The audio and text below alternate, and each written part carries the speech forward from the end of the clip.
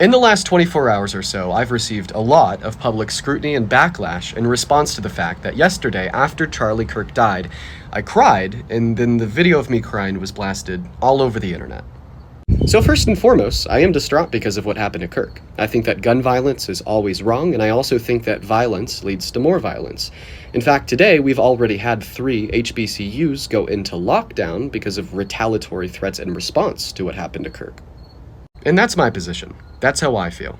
But I'm gonna be honest, that on its own isn't what invoked the extreme and raw emotional reaction of tears that you guys saw that I'm now being criticized so heavily for.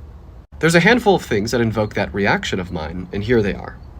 The first thing that invoked that reaction out of me was watching the up-close video of what had happened to him, and how extremely violent it was, while then also learning that his wife and 3-year-old daughter were watching from the crowd. When this occurred, I momentarily placed myself in the shoes of his wife or 3-year-old daughter, and how they had to watch that, and yes, that made me extremely emotional. The second reason why I cried is because my best friend Parker was standing less than 30 feet away from him when it happened in person. In fact, he was next in line to debate Charlie Kirk.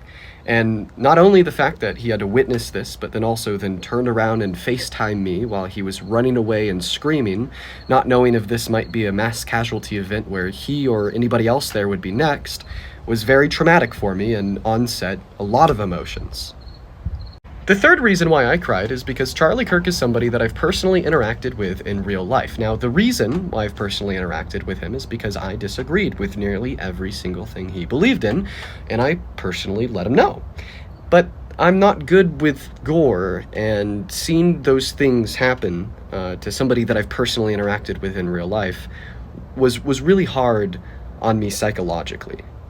It's also worth adding on that my tears weren't me telling you how you should feel, but rather you happening to see me and how I felt, because of everything I've just described in this video all going through my head at the exact same time in the moment of.